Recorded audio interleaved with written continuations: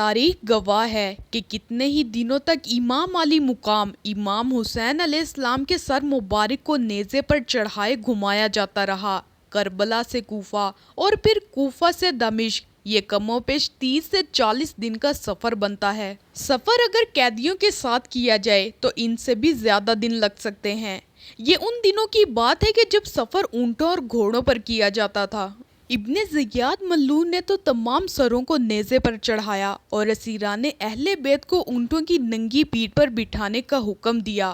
اور تو اور امام زین العابدین کے ہاتھ پاؤں اور گردن میں زنجیریں ڈال دی گئیں۔ پھر اپنے سپاہیوں کو تاکید کی کہ ہر بستی میں سروں اور قیدیوں کو گھمایا جائے تاکہ لوگ یزید کی مخالفت کرنے کا انجام دیکھیں اور مخالفت سے باز رہیں۔ ان تمام حالات میں سفر یقینی 30 سے 40 دن پر محیط ہوگا، یا اس سے زیادہ یا کم، مگر ایمان افروز بات یہ ہے کہ اس تمام عرصہ میں سر حسین پر بوسیدگی یا گلنے سڑنے کے ذرا برابر بھی آثار نمایاں نہیں ہوئے، بلکہ مورخین لکھتے ہیں کہ آپ علیہ السلام کے سر سے طرح طرح کے واقعات رونما ہوتے رہے۔ امام ابن کثیر نے اس ضمن میں ایک واقعہ نقل کیا ہے۔ امام علی مقام کا سر لے جانے والوں نے راستے میں گرجا میں قیام کیا، وہ لوگ وہاں رات گزارنے کے لیے رکے۔ ابن زیاد کے سپاہیوں نے سر حسین اپنے پاس رکھا اور شراب پینے لگے۔ اچانک پردہ غیب سے کہانی قلم نمودار ہوا اور دیوار پر خون سے لکھا، کیا حسین کو شہید کرنے والے یہ امید لگائے بیٹھے ہیں کہ قیامت کے روز ان کے نانا ان کی شفاعت کریں گے؟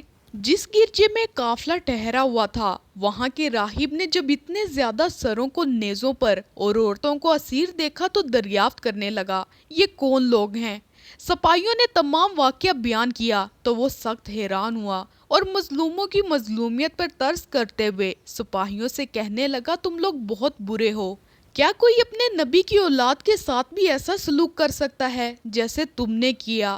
سپاہی شراب پینے میں مست تھے کہ کسی نے کوئی جواب نہ دیا۔ پھر کہنے لگا، تم ایک رات کے لیے اپنے نبی کے نواسے کا سر مجھے دے دو اور عورتوں کی خدمت کرنے کا بھی موقع دو تو میں اس کے بدلے تم لوگوں کو 10,000 دینار دوں گا۔ سپاہی فوراً مان گئے۔ راہب نے اپنے گھر کو خالی کروایا اور مقدس بیبیوں کو گھر کی 4 دیواری کے اندر ایک صاف ستھرا کمرہ رات گزارنے کے لیے دیا اور کہنے لگا، اگرچہ میں مسلمان نہیں ہوں لیکن نبی کے خاندان کی عزت کرنا بخوبی جانتا ہوں۔ آپ میری خدمت قبول فرمائیں اور کسی بھی چیز کی ضرورت ہو مجھے یاد فرمائیں۔ خواتین نے اس کی ہمدردی کا شکریہ ادا کیا اور اسے دعاؤں سے نوازا۔ راہب باہر نکلا اور گرجے کے خادم سے کہنے لگا، یہ نبی کا گھرانہ ہے، جتنا ہو سکے ان کی خدمت کر لو، اور خود امام علی مقام کا سر انور لیا اور ایک صاف اجلے تشت پر رکھ کر چہرہ مبارک دھویا، زلفوں اور داڑھی مبارک کے بال کو سنوارا، عطر لگایا، پھر قریب بیٹھ کر ساری رات روتا رہا۔ اچانک اس راہب کی قسمت کا ستارہ چمکا اور اس کی آنکھوں سے حجابات اٹھا دیے گئے۔ اس نے دیکھا ایک نور ہے جو سر حسین کے گرد طواف کر رہا ہے۔ اس نے جیسے ہی یہ منظر دیکھا اور سر اقدس کے روب و جلال کا مشاہدہ کیا تو دل کی دنیا ہی بدل گئی۔ وہ بے ساختہ پکار اٹھا کہ میں گواہی دیتا ہوں کہ اللہ ایک ہے، اس کے سوا کوئی معبود برحق نہیں، اور محمد اللہ کے رسول ہیں۔ اس راہب نے سر حسین کی تعظیم کی اور اہل بیت اطہار کی مقدس بیبیوں کی دعائیں لی تو خوش قسمتی اس کا مقدر بن گئی۔ چنانچہ اگلے دن جب قافلہ روانہ ہوا تو یہ راہب بھی قافلے والوں کے ساتھ روانہ ہو گیا۔ روایات میں ہے کہ یہاں پر ایک اور عبرت انگیز واقعہ رونما ہوا۔